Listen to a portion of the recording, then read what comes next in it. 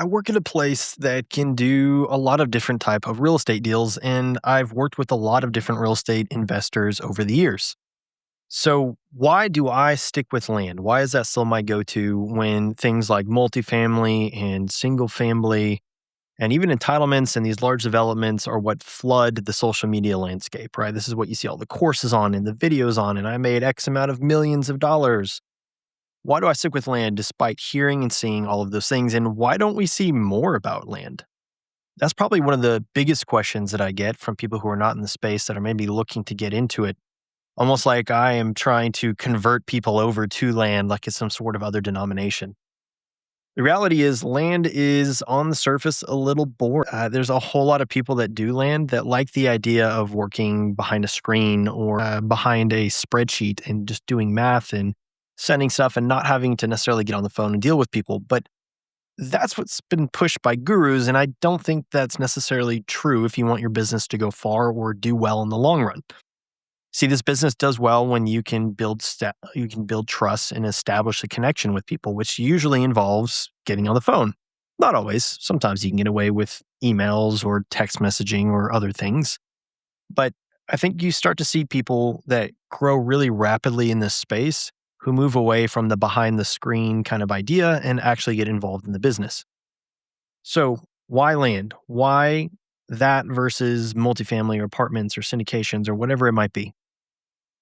All of those have their place. I really do like some of those models, but those things come with their own set of risks as well. And for some reason, people only see those things of having upside and land of being nothing but downside, which is kind of crazy because as someone who gets to sit in the wealth management space and see the investment played out in all these different sectors, land is, in my opinion, way safer in most cases, especially the way that people in the land investment business do it.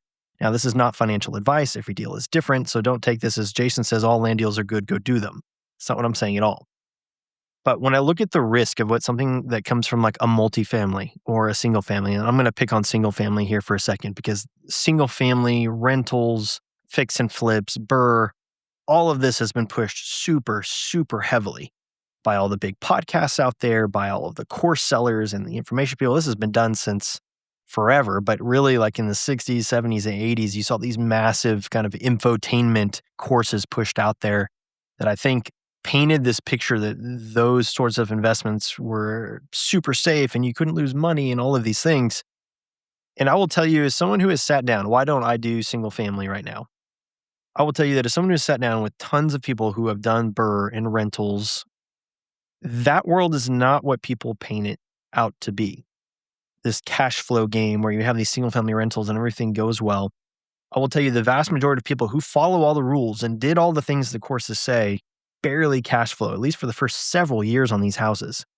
The cash flow is so small that you're one maintenance thing away, one pipe bursting or one insurance claim away from being zero or even negative for 1, 2, maybe even 3 years.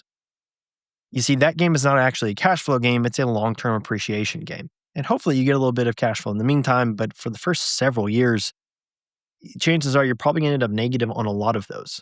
And now you may be thinking, I'm the exception. That would never happen to me. But I mean, I work with some of the smartest people I know. When I do their financial planning and I look at their investments, those do shockingly less than you think. And again, these are really smart operators who followed all the rules and know what they're doing. So if you get into that stuff and you really don't know what you're doing, not only is it going to perform worse, it may not perform at all. And in fact, you may go negative.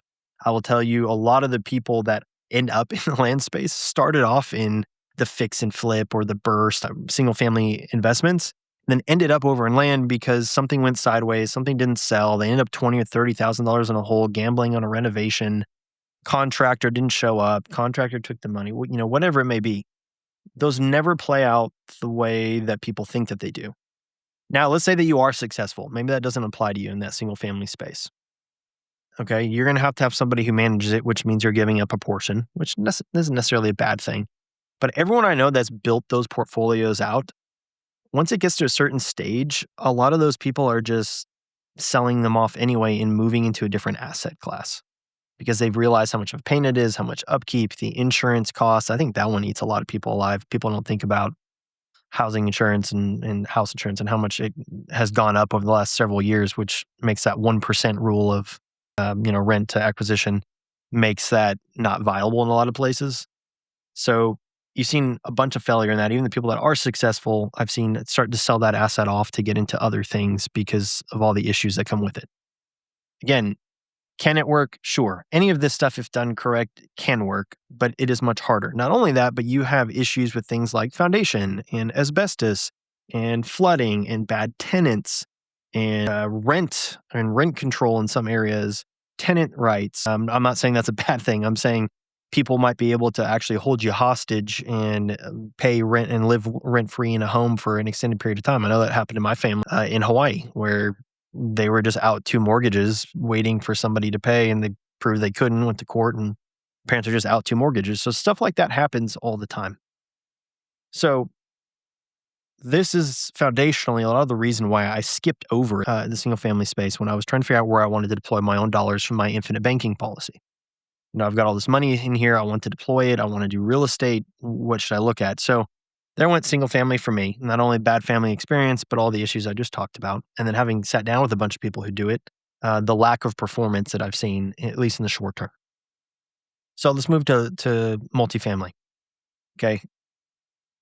It was so hot, especially at the time where I was trying to explore where to go, that the cap rates were really, really bad. Meaning, if I want to get to a syndication or I wanted to go do a deal with somebody in the multifamily space, whether it's apartments or, sixplex, eightplex, whatever it might be that qualifies for commercial loans so that you can get out of the residential loan side of things. The cap rates were really bad. And when I looked at even like the apartment complex side of things, just not a good deal. And we're actually starting to see this a lot. And it's unfortunate. I have a lot of friends who put money in syndications that did not go the way that they had figured. And especially on the new construction side during COVID, I saw this as an issue. So I kind of waved my hands and said, I don't think this is a good idea. But the bridge loans and the short-term loans that people took that had to be refinanced later, and all the assumptions that went into these things on the new construction side were just super aggressive. It may make sense when money's at 2 or 3%, but then as interest rates climbed, and then after COVID, some of the growth explosion stopped and the spending stopped and rents stalled. And so they had all these projections based on these crazy couple of years that we had seen.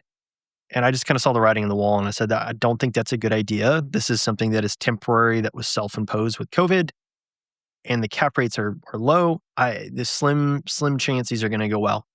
That's not to say all operators did poorly. I'd say a lot did, but there were still a few that I know to the RIA side of what we do. They would go and do existing apartment complexes, for example, where they already had a tenant base.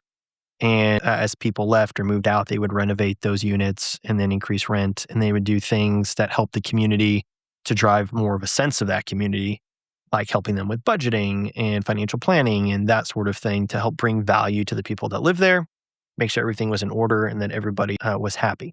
So those ones did well. The ones, especially the new construction, when you're trying to figure out what the market's going to be like 2, 3, 4 years down the road, a lot of those didn't do well. The ones that got out really quickly were able to sell off in the process and get everyone paid out. Technically did all right. But anyway, I just saw all the craziness that was going on with that. And I said, I don't think it's a good idea for me to park money there. And land was really one of the last resorts. It was one of the last places that I looked. And I kept passing it over because everyone kept talking about these massive returns in land. And I just thought that has to be a scam. There has to be somebody getting, the short end of the stick. Something is not right here. This doesn't sound correct. And so I went and I actually talked to some land investors and I said, I hear these crazy numbers. Is there any kind of truth to this? And they were kind of like, yeah, there is. Now, the caveat being, you hear these crazy numbers, 1, 2, 300, 400% returns. A lot of that's overstated. That's more like you buy something at 500 and you sell it at $2,000. Sure, you're going to get your few 100%, but you're not really making all that much money, especially if they're closing costs and doc fees and recording fees and all that. But I saw that there was potential. And so I sent off my first few mailers, got my first few really small deals, realized I didn't want to do small deals forever. It's about the time I heard several podcasts, listened to 18,000 minutes, of podcasts that year. And I was listening to Justin Sleva and Adam Southey over at the Casual Fridays, REI podcast, great podcast. Go listen to it if you don't. Be careful, their more recent episodes have language, so don't listen to it with kids in the car. But I've got to know them and consider them friends now. And they were kind of like, yeah, you could just come do this land thing and do bigger deals. So got into the land space, started doing that. Now, granted, it was easier at the time. I will tell you, it's not as easy today as it was back then. We do have more competition, more marketing saturation. Markets have shifted of where to target. With the advent of AI and better technology, I would say where we market based on the data has been consolidated. We've kind of reached a parity point that everyone kind of recognizes the same areas as good. So there's more marketing in the good areas, but still a very valid business. Now, the issue that I think most people run into in the land space and why my business in the land space has evolved and why I like the land space in general is you're not just stuck with one kind of deal. And this is true in a lot of other forms of real estate, right? You can start in the single family, you can move to multifamily, and then you can move to like really big things like apartment complexes, 100 plus unit apartment complexes and that sort of thing. So there's a scale there, and there's a scale in land as well. But as you move down the scale of land, I would say there's far less competition than in a lot of the other spaces. I want to be really careful here not to say there's no competition. I think a lot of people espouse that idea of like, whoa, there's barely anybody here. No, there's people here. But just like any other industry, you don't want to compete with the hedge funds and Wall Street, but you do probably want to be above what the average Joe can do. And there's kind of this middle ground, and no matter what the industry is, that you probably want to play in. And that's what I love about the land space is within that playground, there's still several niches of land that you can get into. So I know a lot of people do the flip stuff, but that doesn't always feel the best. And we've seen a lot of people kind of evolve out of that.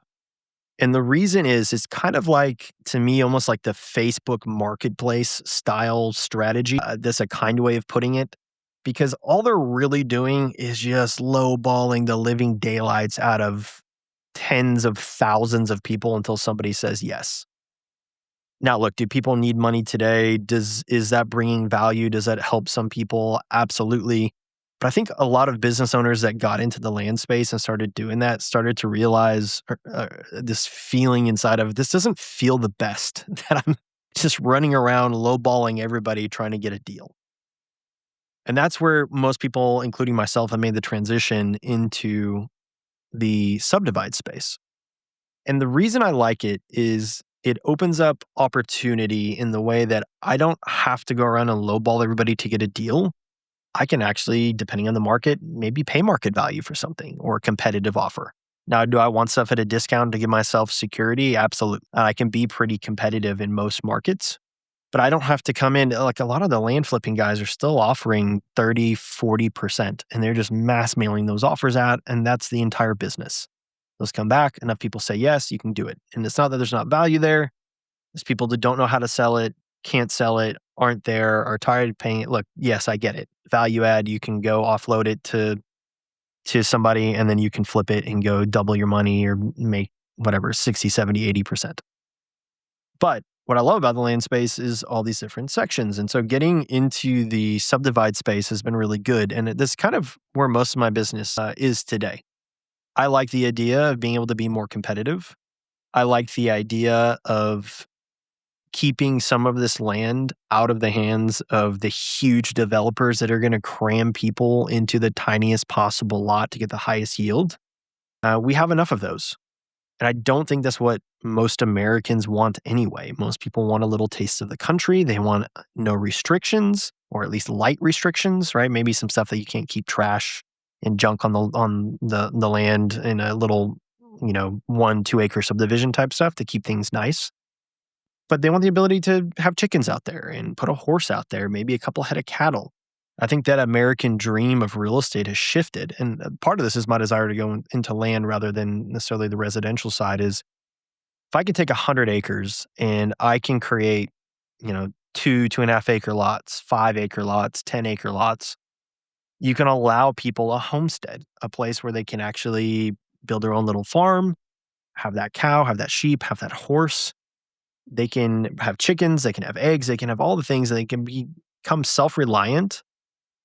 Also, they can put the house on it that they can actually afford because housing has gotten out of control. So as we move into the Subdivide space as a business owner, it's been really, really rewarding. Now, I've been on the huge subdivision side, and I've seen what happens in those meetings where people get shouted down and people don't want change and everything that comes with that. And what I do like about the more, I don't say rural because they're not necessarily always rural, but these larger lot subdivisions where you're not cramming people in, that's what people actually want. And when you give people what they actually want, things go easier. In fact, I had a commissioner court hearing where I did this in a subdivision, and I was actually thanked by local members inside of the commissioner court. I had the Chamber of Commerce president come and two different citizens that were there for different reasons, voicing their opinion on some other laws that were going on, come up and shake my hand and say, "Thank you so much for bringing what we actually want. This sounds great. Where is it?" I would love to tell you, like my aunt, my uncle, my cousin, all these family members about it to see if they can get a piece out there. And when you do this business right, that feels way rewarding, way more rewarding to me than a bigger payday by cramming people into these tiny lots. Now, look, is there a need for the big, huge subdivision and planned, all the stuff? And do people want that too? Yes, absolutely. I just think it shouldn't exclusively be those things. It shouldn't be some master plan community only, and that's the only people that operate in this space. So what I love about land is it allows a guy I'm just a guy in Texas. I have this conversation whenever I talk water line providers or I'm in commissioner court presenting my project. I'm just a guy. I'm not some huge developer, and I'm able to bring people a product that they can actually afford. Maybe that's through owner finance, and they can put whatever home they want on it. If they want a modular home, a mobile home, a barn dough, the old school, I say old school, but stick and brick house put on it, do it. Do what makes you happy. Do what you can afford, more importantly, because housing has gotten out of control. So how do we fix the housing issue? Well, we create more lots where people can put houses they can actually afford on things. The more houses that we have, less competitive the market will be. Market's price will return back to a standard that makes more sense. And we're starting to see that, especially in places like Texas. And I love that I get to play a part in that.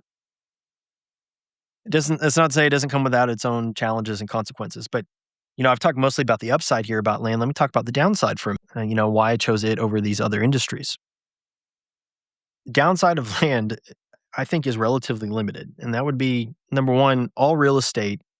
Let me give you this basic rule. All real estate, the money is made on the buy. If you buy something right, at the right price, whether you can force appreciation or you're going to flip it or whatever else, money's always made on the buy. So always buy right. If you're over leveraging and buying over market value, you're going to run into issues at some point. That is true of all real estate, period. So start off with that basic principle.